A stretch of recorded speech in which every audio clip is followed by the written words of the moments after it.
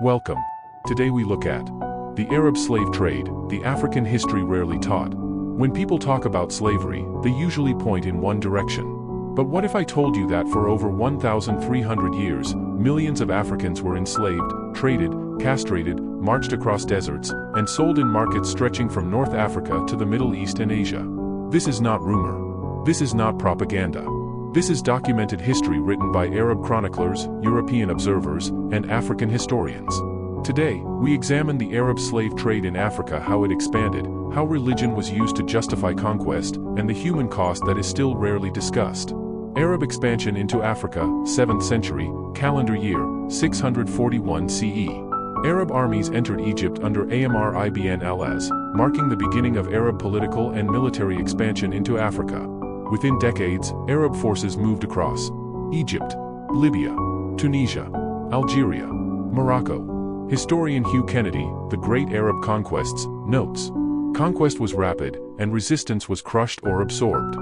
From the start, enslavement of non-Muslims was permitted under early Islamic law, especially prisoners of war." How slavery operated in North and East Africa. Round Pushpin key regions affected: Sudan, Nubia, Ethiopia, Somalia, Zanzibar, Chad, Niger, Mali. Africans were enslaved through military raids, tribute systems, kidnappings, local collaborators under pressure. Historian Paul Lovejoy, Transformations in Slavery, 1983. The trans-Saharan and Indian Ocean slave trades removed millions of Africans from the continent over centuries. The most terrible account, Zanzibar and East Africa, 18th to 19th century. Zanzibar became the largest slave market in East Africa, controlled by Omani Arab elites. Enslaved Africans were forced to march hundreds of miles, branded, shackled neck to neck, worked to death on clove plantations.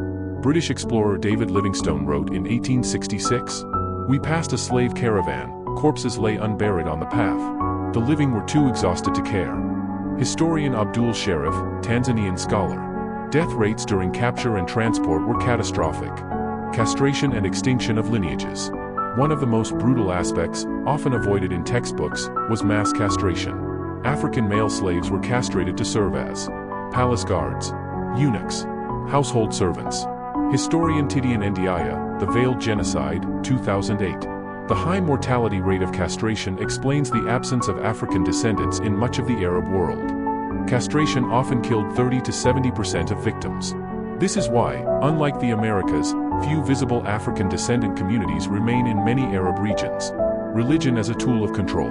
Conversion to Islam sometimes reduced chances of enslavement, offered legal protection. But religion was also used to justify raids against unbelievers, legitimize enslavement under religious law, control minds after conquest. African historian Ali Mazrui stated, "Islam in Africa was both a spiritual force and a political instrument." This does not mean Islam itself equals slavery, but historically, religion was used by empires to justify domination, as Christianity was in Europe. The most ruthless slave trader, documented, Red Circle Tipu Tip, Hamid bin Muhammad. 1837 to 1905. Arab Swahili slave trader. Controlled vast regions of Congo. Ran slave and ivory empires. Burned villages. Executed resistors. Belgian records describe him as a merchant prince whose wealth was built on human suffering. Even European colonizers, hardly innocent, considered his operations extreme. Scale and silence.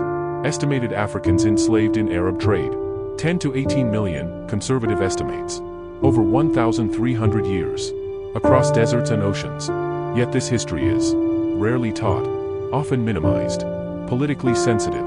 Historian Ronald Siegel wrote, "The silence surrounding the Arab slave trade is one of history's great distortions." Why this history matters. This story is not about blaming modern people. It is about restoring African memory, acknowledging all systems of oppression, breaking selective history. True liberation begins with complete truth, not partial narratives. Share it, not to divide, but to understand. Because history hidden is history repeated.